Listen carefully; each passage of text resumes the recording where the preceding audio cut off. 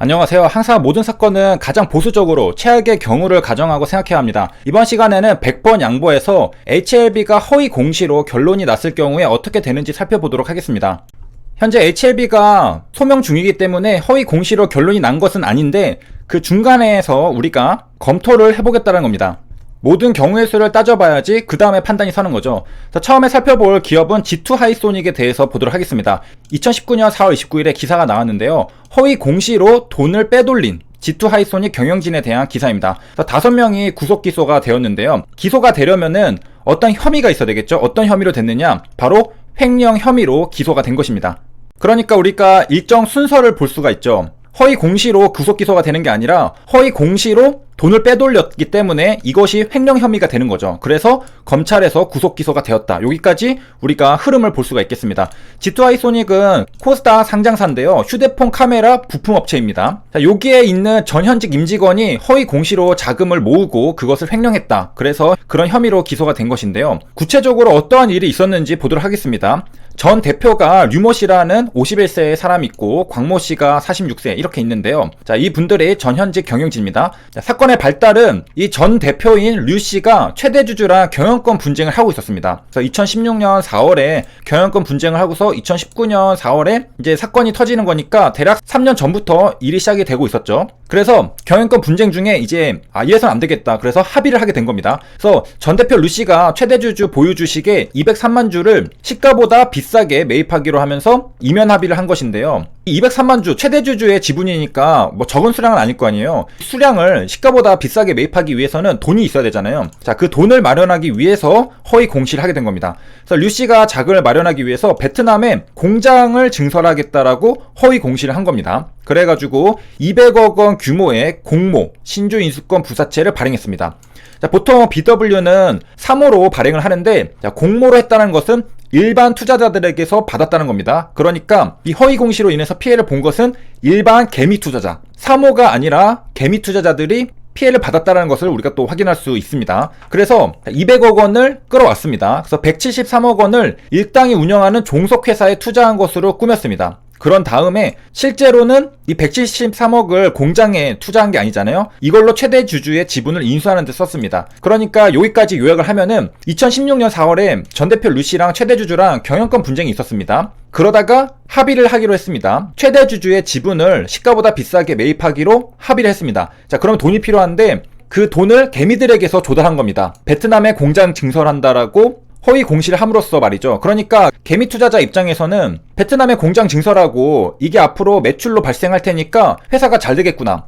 보통 빚을 갚겠다라고 자금을 조달하면은 사람들이 별로 안 좋아하죠. 하지만은 공장을 증설한다는 것은 앞으로 캐파가 커진다는 거니까 회사가 커진다는 뜻이잖아요. 그래서 돈을 넣었을 겁니다. 앞으로 회사가 좋아질 거라 생각하고 믿고 돈을 넣었는데 사실은 그 돈이 이 공장을 증설하는 데 쓴 게 아니라 일당이 운영하는 종속회사로 자금이 들어가고 그 돈이 최대주주 지분을 인수하는 데 쓰였다는 것입니다. 그러니까 이것은 허위 공시로 돈을 끌어모은 다음에 그 돈을 다른 데다 쓴 거죠. 그래서 횡령이 된 겁니다. 그래서 결국에 횡령으로 구속 기소가 된 것이고요. 그러니까 원래 쓰기로 했던 공장 증설에 쓰지 않았으니까 이것은 사기죠. 자, 그리고 상장사 중에서 사명을 자주 바꾸는 기업을 조심하라는 소리를 들어본 적이 있을 겁니다. 자, G2 하이소닉도 사명을 바꿨습니다. 상호 변경 안내가 2019년 11월에 나왔는데 이 공시를 보면은 상호가 G2 하이소닉에서 그냥 하이소닉으로 이름을 바꿨습니다. 이거는 그래도 비슷하게 이름을 갖네요. 그래서 완전히 이름을 바꿔서 다른 기업으로 바꾸는 경우도 굉장히 많거든요.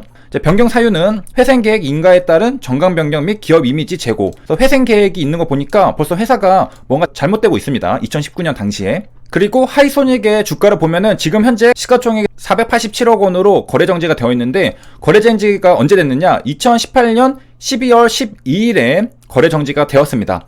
자, 그 중간 과정에서 여러 가지 사건들이 있으면서 사건이 진행되어 왔겠죠. 하지만 우리는 이제 핵심적인 허위 공시 사실에서 횡령까지의 그런 과정을 살펴본 것이고요. 자, 잠시 이제 거래 정지 차트를 보면은 자, 주가가 이렇게 생겨 있습니다. 이렇게 되어 있는데 자, 여기서부터 이제 우하향을 하기 시작하죠. 이렇게 주가가 저점들을 깨부수고 내려가기 시작합니다. 그러고 나서 주가를 보면은 이렇게 수직 낙하를 하면서 거래 정지까지 곧장 달려간 것을 볼 수가 있겠습니다. 자, 여기서부터는 뭐 잠깐의 반등도 없이 계속해서 떨어졌죠. 자, 그러면 이제 문제의 허위 공시였던 신주인수권 부사채 발행 결정 2016년 4월 27일 거를 보도록 하겠습니다. 7회차였고요. 여기 200억 원이었습니다. 그리고 사채 발행 방법 공모라고 적혀 있는 것을 확인할 수 있습니다. 자, 공모다 보니까 발행 대상자명이 아무도 없죠. 자, 그리고 이 당시 2016년 4월 27일에 기사가 어떻게 나왔느냐, 200억 규모 BW 발행 결정, 그리고 이것을 운영자금과 시설자금 조달을 목적으로 공모 발행키로 결정했다 나왔습니다. 자, 마찬가지로 다른 기사에서도 4월 27일에 시설자금과 운영자금 조달 목적으로 발행했다. 하지만 실제로는 어디에 쓰였느냐, 최대주주 지분을 인수하는 데 쓰였습니다. 2019년 4월 29일의 기사를 보면 좀 더 자세히 알 수 있는데요. 200억 BW에 투자한 투자자들은 몇 명이었느냐? 390명이었습니다. 자, 이분들이 200억 원 규모의 BW에 돈을 넣은 것인데 결국에 이게 사기였죠. 이를 이용해서 경영진이 대주주의 지분을 취득해서 최대 주주가 되었습니다. 자, 왜 그랬느냐? 뭐 당연하게 또 류씨가 경영권 분쟁에서 우호 지분이 부족해서 대표이사직을 박탈당할 위기에 처하자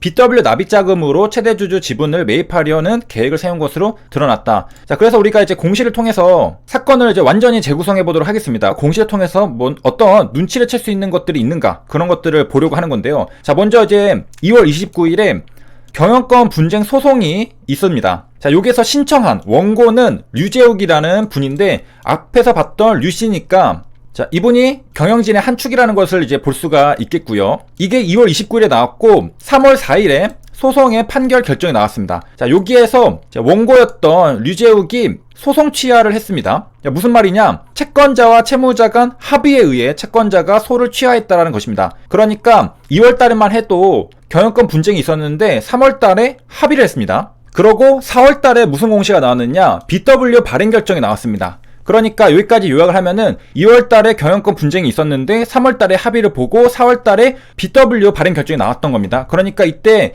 200억을 조달해서 최대주주의 지분을 류씨가 확보하는 것으로 합의가 된 것이죠. 그렇기 때문에 자, 요게 이제 허위 공시로 나왔다는 것이고 실제 사용 목적과 다르게 사용이 됐죠. 자, 여기까지가 대략적인 류머씨에 대한 얘기고, 여기에 광모씨도 있었잖아요. 실제적으로 이제 하이소닉이 거래정지까지 들어가는데 광모씨가 등장을 하게 됩니다. 자, 우리가 앞에서 류머씨에 대한 이야기를 봤고, 그 류머씨가 회사가 힘들어지니까 2018년 4월에 곽씨 등에게 보유지분 대부분을 200억 원에 매도하는 계약을 체결했습니다. 그러니까 류씨에서 곽씨로 경영권이 이동을 한 겁니다. 자, 이 경영권을 넘긴 곽씨는 어떤 사람이었느냐? 소위 무자본 M&A 세력이었습니다. 이 곽씨 등을 비롯한 후임 경영진 3명에게 보유주식을 200억 원에 양도를 했는데, 자, 이때 이제 곽씨가 회사를 인수한 다음에 70억 원을 가장 납입하고 은폐하고 전환사채를 발행한 다음에 대금 100억 원을 받아서 이 중에 96억 원을 개인 채무 변제에 사용을 했습니다. 그러니까 이거는 횡령이죠. 그래서 검찰은 자수를 했습니다. 곽씨가 자수를 받고 압수수색이랑 계좌 추적 등 수사를 벌여왔다. 2018년 12월 13일에 주권매매 거래정지가 뜨게 되는데,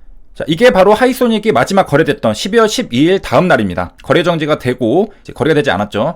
자, 바로 횡령, 배임 혐의가 발생하면서 이제 거래가 정지가 되는 것입니다. 업무상 횡령 배임. 여기에 등장하는 게 바로 곽병현 G2하이소닉의 대표이사가 나오게 됩니다. 그래서 이제 회사가 고소를 한 건데 고소 금액이 250억 원에 해당합니다. 그리고 거래 정지가 돼가는 과정 중에 불성실 공시법인 지정 예고가 이런 것들이 많이 뜨는 것을 볼 수가 있습니다. 여기도 중간중간에 보면은 불성실 공시법인 지정 또 떴죠. 타법인 주식 및 출자증권 취득 결정을 철회했다. 그리고 또 불성실 공시법인 지정 예고, 이런 것들이 심심찮게 계속해서 뜨는 것을 알 수가 있습니다. 그러니까 어느 정도의 시그널은 있다. 결과적으로 G2하이소닉은 괜찮은 회사였는데 이 자산이 전 현직 경영진들의 허위 공시와 횡령으로 800억 원 규모에서 100억 원 규모로 줄어들었다. 그러니까 한번 해먹었다, 이렇게 우리가 볼 수 있는데요. 그래서 이번 시간에는 G2하이소닉의 허위 공시 이후에 횡령 혐의로 거래정지 되는 것까지 살펴봤는데, 우리가 이제 여기서 내릴 수 있는 결론은 이거는 사실상 회사의 내부 사정을 모르면은 절대로 눈치를 못 챕니다. 결국엔 경영진을 믿을 수 있느냐 아니냐의 문제인데요. 결국에 G2하이소닉이 문제가 된 것은 허위 공시의 목적이 돈을 빼돌리기 위한 거였잖아요. 그래서 결국에 횡령으로 회사가 잘못된 겁니다. 여기에 비추어서 봤을 때 HLB는 어떻게 바라보느냐에 따라서 시각이 완전히 달라질 수가 있는데요. 아직까지 밝혀진 것은 없으니까 각 입장을 한번 생각을 해보면은, 허위 공시라는 게 HLB가 임상 성공했다라고 발표하면서 주가가 급등하고 유상증자까지 했잖아요.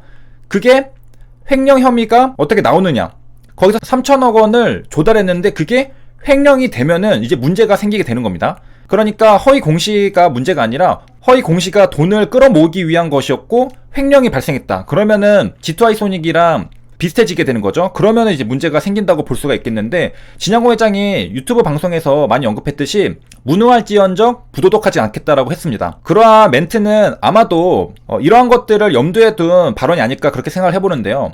아직 정보가 부족한 만큼 각자의 판단에 따라서 생각을 할 수밖에 없습니다. 진양호 회장을 믿고 횡령 사실이 발생하지 않을 거라고 생각을 한다면은 이것은 금융당국이랑 HLB 회사 간의 임상 결과에 대한 의견 차이, HLB는 소명하고 있다고 했죠. 단지 의견 차이일 뿐이고 그것은 이제 해결이 되면 끝이고요. 만약에 추가적으로 뭐 횡령 혐의 이런 것들이 발생하게 된다면은 지금 G2I 소닉이랑 똑같은 상황이 되는 것입니다. 자, 이것은 경영진의 그동안의 행보를 보면서 믿을 수 있는지 아닌지 그런 것들을 판단하는 게 중요하다라고 볼 수가 있겠습니다. 지금 자료가 많은데 다음 시간에는 이런 공시들에서 어떠한 신호들이 있는지, HLB랑 하이소닉은 또 공시가 상당히 많이 다르거든요. 그래서 이와 더불어서 여러 사례들을 제가 최대한 많이 다뤄드리도록 하겠습니다. 그래서 이제 판단할 수 있는 그러한 자료들을 다 갖춰놓고 그리고 생각을 해보는 시간을 갖도록 하겠습니다. 자, 그래서 이번 시간에 영상의 요약은 진양호 회장이 말했듯이 무능할지언정 부도덕하지 않겠다, 그러한 발언을 믿는다면은 허위 공시는 그냥 소명하면 되는 문제입니다. 반면에 추가로 뭐 횡령이랑 그런 혐의가 발생하게 된다면은 이제 그때는 문제가 생기게 된다는 것이고요. 자, 이것은 이제 최악의 경우를 우리가 따져보기로 했으니까 이제 겁이 날 수도 있겠지만은 가장 보수적으로 생각을 해본 거니까 이제 그런 일이 벌어지면은 안 되겠죠. 그냥 이러한 사례도 있다라고 우리가 알고 넘어가면 되겠습니다. 여기까지 시청해주셔서 감사합니다.